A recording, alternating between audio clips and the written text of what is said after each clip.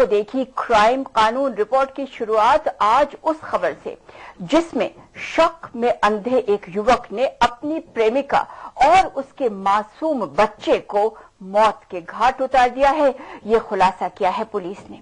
दोहरे हत्याकांड की ये जघन्य घटना घटी है रायपुर छत्तीसगढ़ में, जहां एक युवती अपने बच्चे के साथ अपने प्रेमी के घर बिना शादी किए लिव इन रिलेशनशिप में रह रही थी।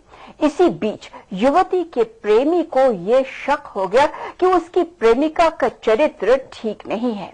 फिर क्या था, शक में अंधे उस युवक ने अपनी प्रेमिका और उसके बच्चे का अंत कर दिया।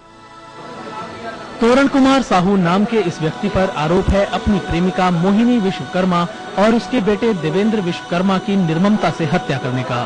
पुलिस के मुताबिक गृह कलेश के चलते तोरण ने अपनी प्रेमिका मोहिनी का कत्ल ही कर दिया और इसी बीच जब उसका मासूम बेटा आया तो उसने उसका भी अंत कर दिया। हत्या के कारण के बारे में जो आरोपी है तोरण साहू, उसका ये कहना है कि मोहिनी विश्वकर्मा जो है उसकी आदतें काफी बिगड़ चुकी थी।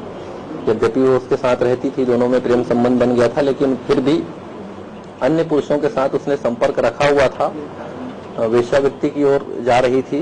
इस बात पर इनके झगड़े अक्सर हुआ करते थे। इसी विषय को लेकर, उसके चरित्र को लेकर इन दोनों के बीच विवाद हुआ और एक जो बल्ली का टुकड़ा घर पे था उससे उसने इसका प्रहार किया मोहिनी विश्वकर्मा पे और कई प्रहार करने से उसकी मौके पे ही मौत हो गई। क्योंकि बच्चा ही एकमात्र साक्षी था इस पूरे घटनाक्रम का, तो उसने बच्चे के भी सिर पे प्रहार किया जिससे बच्चे की भी मौत हो गई। गौरतलब है कि कुछ समय पहले रायपुर के देवपुरी इलाके में एक महिला और एक बच्चे का शव मिला था।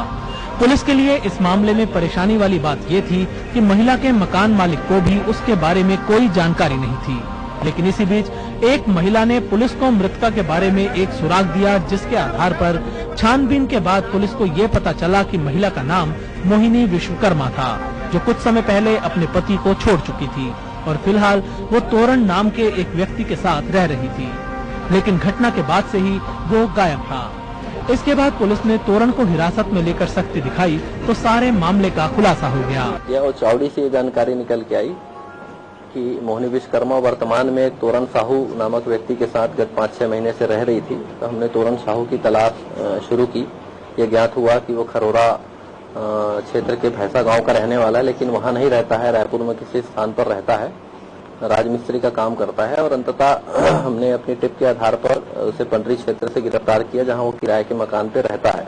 हमने उसके मेमोरेंडम के आधार पर जो हत्या में प्रयुक्त बल्ली का टुकड़ा था वो बरामद कर लिया है और आज इसे न्यायालय में प्रस्तुत करेंगे। उधर पुलिस की गिरफ्त में आने के बाद आरोपी ने अपना गुनाह कबूल लिया है, लेकिन उसकी माने तो जब उसका मोहिनी के साथ चलना दूभर हो गया तो उसने उसे मौत के घाट उतार दिया। धंधा करता था, वो धंधा करता था और मैं जात का सानू हूँ, मैं कारीगर राजमिस्त्री हूँ। मैं उसको इतना बोला कि तेरे को नहीं करने के हमारे तेरे काम, लेकिन अगर तू मेरे नाम से बदनाम करता है, ऐसा सब कुछ करता है तो मैं जीना मुश्किल है, तेरे नाम से मेरा चलना मुश्किल है। मैं रोज उसका पैर बैठ के उसको समझाया और मैं बच्चे को नहीं मारना चाहता था। उसको मारते मारते वो जब ऐसे जोर जोर से मारा तो वो सामने में आ गया ना, इसलिए बच्चे को पहले पड़ गया है। लेकिन मेरा मारने का बच्चे का मन नहीं था, उस औरत से मेरे को बहुत नफरत था, इसलिए मैं उसको मारा।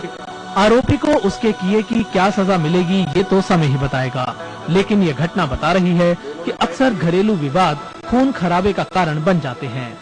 आंखों देखी के लिए रायपुर से कमल शर्मा। और